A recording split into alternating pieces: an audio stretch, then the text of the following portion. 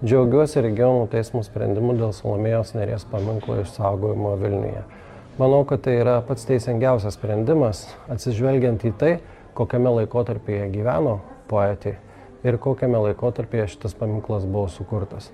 Vlado Vildžiūno kūrinys atspindi sudėtingą poetės gyvenimo laikotarpį ir taip pat atspindi sudėtingą Lietuvos laikotarpį. Mes turim suprasti menininką, kūrėją, kuris turėjo išgyventi tame laikotarpyje.